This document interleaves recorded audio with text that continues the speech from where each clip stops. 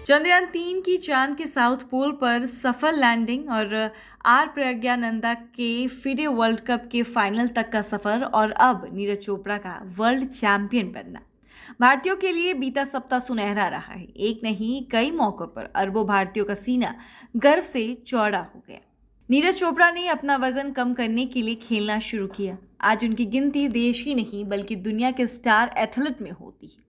नीरज ने world athletics championship में gold medal जीतकर इतिहास रच दिया। वो वैश्विक स्तर पर गोल्ड जीतने वाले भारत के पहले एथलीट बन गए। हरियाणा के एक गांव से भारतीय खेलों के सबसे बड़े सितारों में नाम दर्ज कराने तक का सफर नीरज का इतना गौरवमयी रहा है कि हर कदम पर एक नई विजय गाथा वो लिखते जा रहे। 2 साल पहले टोक्यो में उन्होंने ओलंपिक ट्रैक एंड फील्ड में भारत की झोली में पहला पीला दमका डाला। उस समय उनकी उम्र महज 23 साल थी। महान निशानेबाज अभिनव बिंद्रा के बाद ओलंपिक की व्यक्तिगत गोल्ड जीतने वाले वो दूसरे भारतीय बने। खेलों के महासागर में एथलेटिक्स में लंबे समय से पदक का सपना संजोए बैठे भारत को रातों रात मानो कि एक चमकता सितारा मिल गया। पूरा देश उनकी कामयाबी की चकाचौंध में डूब गया और वह सिलसिला अभी तक जारी है।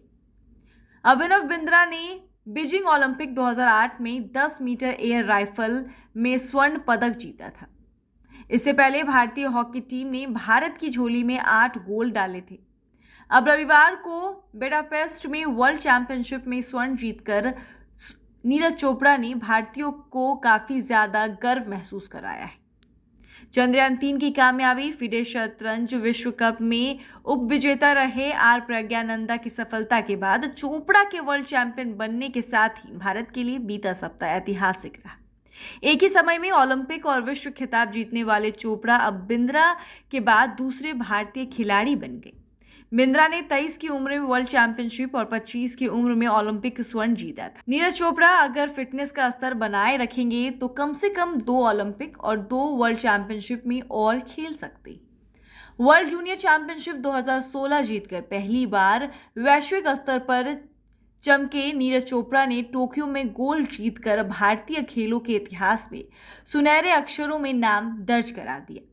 पूरे देश में जिस तरह उन पर स्नेह बरसाया वह बहुत ज्यादा अभूतपूर्व थे। अब तक ऐसा क्रिकेट्स के लिए ही देखने को मिला था। टोक्यो के बाद उन्हें अनगिनत सम्मान समारोह में हिस्सा लेने के लिए बुलाया गया। टोक्यो ओलंपिक के बाद चोपड़ा ऑनलाइन सबसे ज्यादा सर्च किए जाने वाली भारतीय हस्ती बनी। विराट कोहली और रोहित शर्मा से भी आगे निकल गए।